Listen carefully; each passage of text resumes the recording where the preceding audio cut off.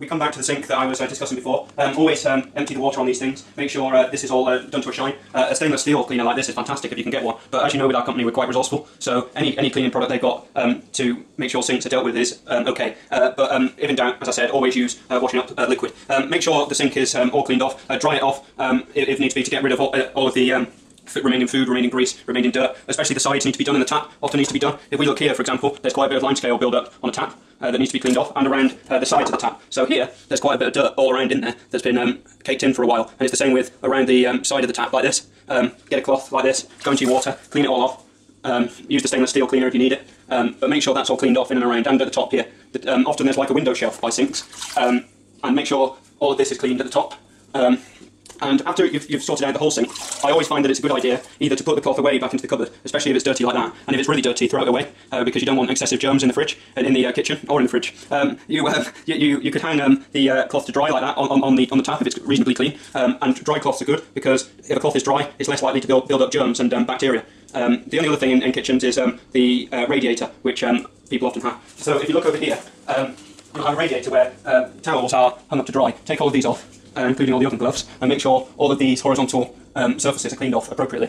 And that's about it with kitchens. If you need any more tips and advice, get in touch with me on my details, which you have, and I'm always happy to help. Obviously, each customer is different, so always ask for each individual customer requirement when dealing with kitchen surfaces. Not every customer needs you to do a kitchen surface, but many require you to do that, so always ask. But I've shown you the basics of what you need to do with a kitchen surface if you're worrying about what kind of level of cleanliness customers expect. Some customers might want you to do a really quick clean in the kitchen, then you don't need to do all the things I've just shown you now. But some quite like a deep clean of the kitchen, and therefore you need to do all of the things I've shown you how to do. The only other thing in kitchens is the floor. I've shown you the surfaces now, but the floor is quite an important part of doing a kitchen. So often in kitchens you have a combination of rugs, a few appliances, usually the bin is on the floor. Make sure all of it is cleared and get underneath rugs. It's often they're quite difficult to hoover, so sometimes I give them a shake, and as you can see quite a lot of things have come off, but if the customer has quite a reliable hoover, it's quite a good thing to do, because often they have a bit of dirt on from outside or pet hair, and that can create a problem. I would usually either sweep the floor to get rid of all of the hairs or dirt. Sometimes you don't need to do that, especially if the floor looks quite clean. You can just use, in kitchens that are small, you can just use a cloth and get down on your hands and knees and go like this and clean it off on each individual tile, which is fantastic. It leaves it really clean, especially if you keep going back to your water and cleaning it off. But in a kitchen like this, you're going to be there for hours cleaning a kitchen floor like that, and you're going to waste time, and the customer's going to be like, why did you spend an hour cleaning my kitchen floor?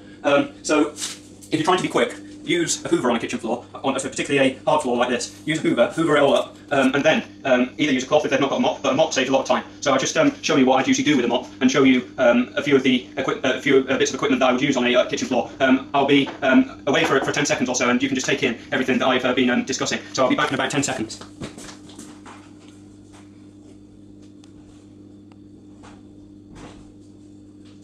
So, all of these things are great utensils for cleaning the kitchen. I'll show you what kind of hoovers customers have in another tutorial, but these are things that are used in a kitchen to sweep. This is a reasonable brush. It's not fantastic, but it does the job. If you're cleaning a kitchen, you just get the brush like this, sweep it up. As you can see, I've sweeped up quite a few things. Brushes can be quite tedious sometimes, because you stood there brushing for quite a long time, and it's difficult to get it all into piles, especially if there's pet hair around. And that can take longer than hoovering, but sometimes customers either don't want you to use a hoover, or it's difficult to use a hoover on that particular kitchen floor. Hoovers are always sometimes tricky to get into the sides of kitchens. Often brushes are a better piece of equipment to use on a kitchen floor, especially if it's a special floor, or if there's large bits on the kitchen floor. Hoovers aren't very good at picking up wood, for example, or old bits of food. It's not very good for the hoover, so brushes can be quite good. If you're wanting to pick up the bits that you've swept, get a good old dustpan brush and brush here like this, and it's quite good for sweeping up corners that you've not managed to reach, and sweep it all up like this, and make sure no bits are on the kitchen floor before you start mopping. It's very important that, because once you get the kitchen floor wet, it's very difficult then to pick up the bits that you've missed. It's very important to make sure all the bits are gone before you even mop. If you don't get time to mop, make sure that all of the bits are gone, because that's the most important thing I find. Dustpan and brushes can be used for all sorts of things. Often they're quicker than using a cloth for sweeping things like steps here, like this. Much quicker, or skirting boards like that. If you've not got time, dustpan brushes are very good. Or if there's something like someone's broken something, you can sweep up like this and take to the bin, and it's very quick. That's all you need to do on the floor. You can use a hoover, use the dustpan brush, use a brush, but make sure the bits are gone. Often people have a bucket like this to clean a kitchen floor or a wooden floor, which I'll show you later. In a bucket like this, you're looking at, if you've got flash, used to capfuls. A capful is something like, you wouldn't never use bleach on a floor or a surface, but I'm just using it to demonstrate what a capful means. A capful like that into the bucket. so it's diluted with water, about 5 litres full in the bucket.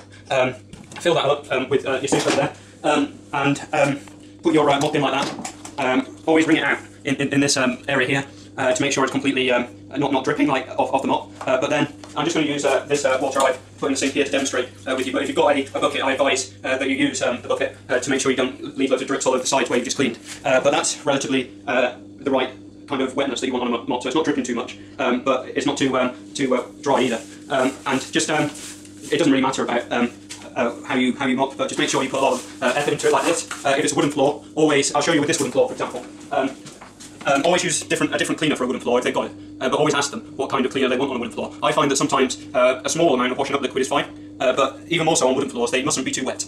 Don't make wooden floors wet, and often customers don't want you to do their wooden floor because they can become damaged with too much water, so be very careful about it. But on a wooden floor, if they really do need cleaning, always make sure you clean down the grooves of the wood like this, just to give it so the wood is cleaned properly, so it doesn't damage the wood, and clean up around like that.